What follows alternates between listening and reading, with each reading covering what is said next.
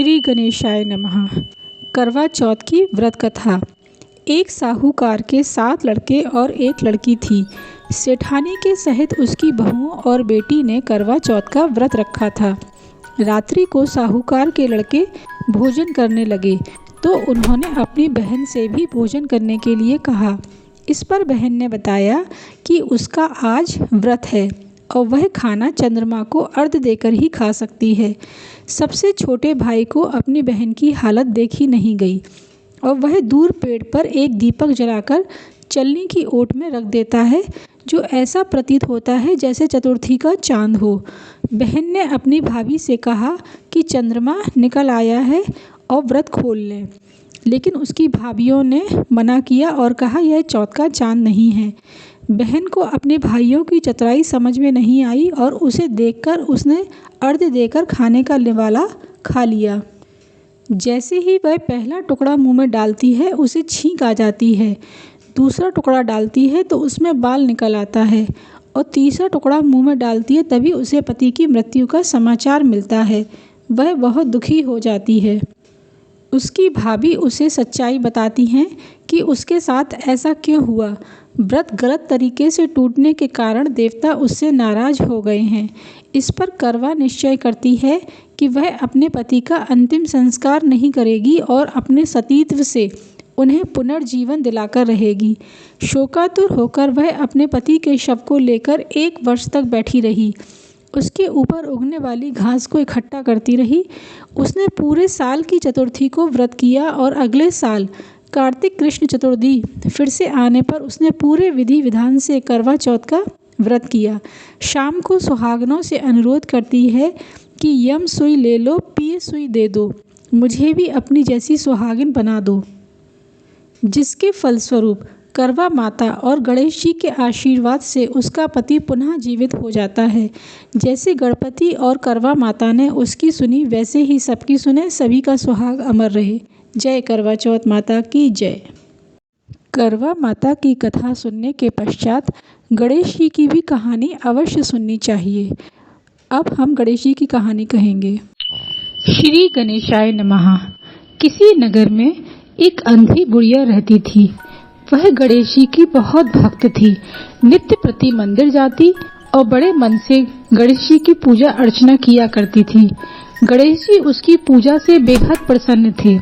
वह एक बार बुढ़िया के सामने प्रकट हुए और उससे कहा कि मैं तुम्हारी सेवा भावना से बहुत प्रसन्न हूँ, तुम मुझसे कोई एक वरदान मांग लो।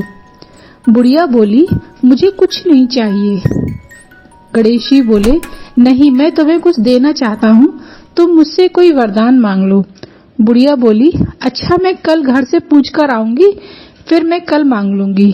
गणेश जी बोले, ठीक है, तुम अपने घर पूछ कर आना, फिर तुम कल मुझसे वरदान मांग लेना। अब बुढ़िया अपने घर गई। उसने अपने पति देव से पूछा, गणेश जी मुझ पर बेहद प्रसन्न हैं, वह मुझे कोई वरदान देना चाहते हैं, मैं उनसे क्या मांगूं? उसके पति ने कहा, क्या मांगना है? गाय भैंस मांग लो, बुढ़ापे में दांत है नहीं, दूध रोटी खाया करेंगे। बुढ़िया बोली, ठीक है।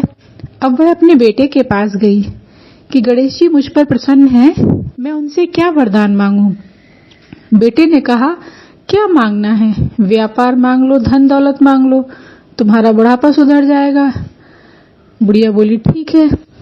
अपनी बहू के पास गई कि गणेश जी मुझ पर प्रसन्न हैं, वो एक वरदान देना चाहते हैं, मैं उनसे क्या मांगूं?